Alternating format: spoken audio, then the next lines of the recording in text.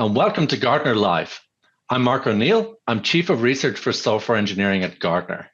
And today I'm going to share some insight into the top trends that we are seeing in applications and software engineering.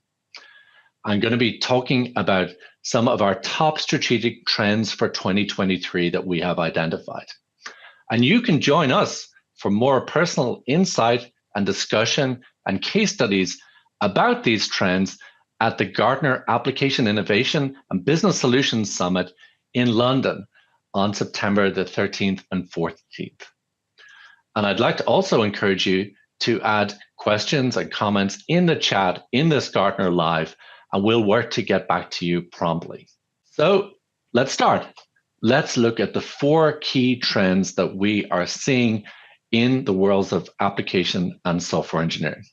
The first is platform engineering. So platform engineering is one of the key technology trends that we've identified for 2023. Platform engineering came out of large tech companies like Netflix, like Google and Facebook. And what it means is that you are providing a platform for your software developers in order to take all of the complexity of how to manage software delivery, how to manage complex platforms like Kubernetes away from the developers so the developers can get on with developing business solutions. People call this a paved road. So you're providing a paved road to your developers in order for them to be able to implement software. Now, the use of platform engineering is particularly suited to larger organizations. What we've identified at Gartner is that if you have 50 or more developers in your organization, then platform engineering is a good choice. If you have fewer, in fact, it can introduce more complexity than it solves. At the conference in September, you will see case studies of platform engineering. You'll also see vendors that are providing some of the key technologies around platform engineering, such as internal developer portals, which are used to enable self-service capabilities to your developers. So another key technology trend that we are seeing is low code. So low code has been growing for a number of years now. And in fact, during the COVID-19 pandemic, there was a big growth in the use of low code so that business technologists who are not developers, not pro coders, but business technologists in different lines of business are then able to create their own applications.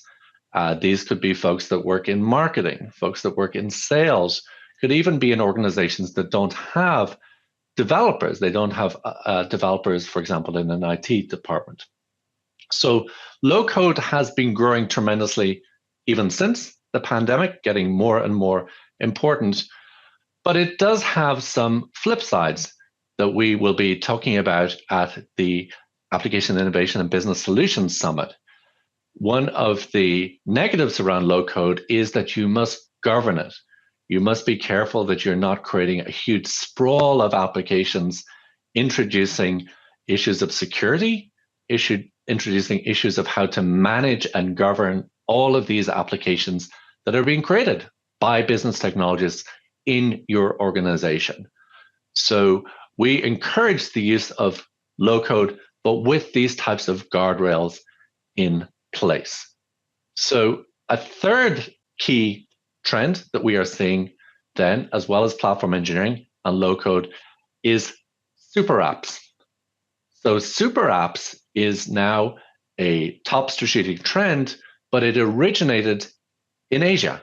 So in Asia, there was a growth of super apps, so WeChat and others, which are applications that bring together many, many other applications. So you can do many different things within one application rather than having many different apps. An example of a super app would be a banking super app. So we see now in Europe where banks are creating apps which can include banking information coming from other banks. So that gives the customer a single view of all of their financial life together. At the Application Innovation and Business Solutions Summit, we will be looking at case studies of super apps.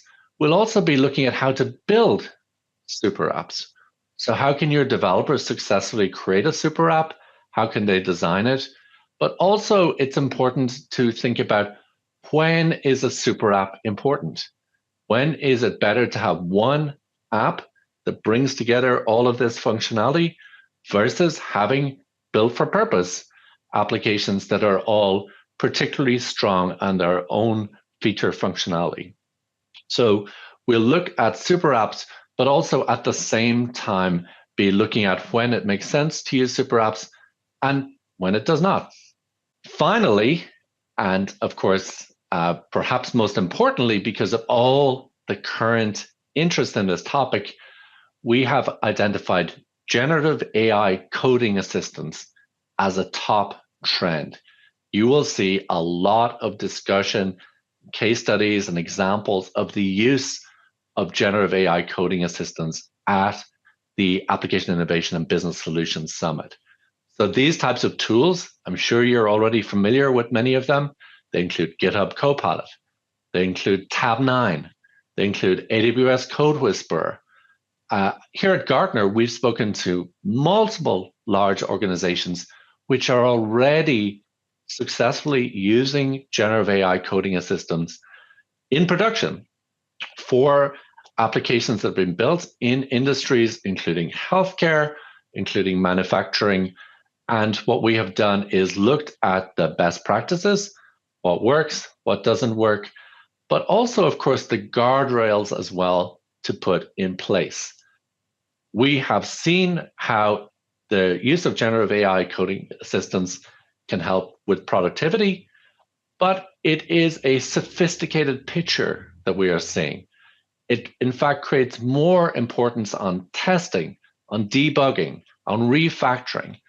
So all of the code that's been generated by generative AI coding assistants must be reviewed, must be assessed, often by senior developers, in order to ensure that the generated code is appropriate for the task at hand.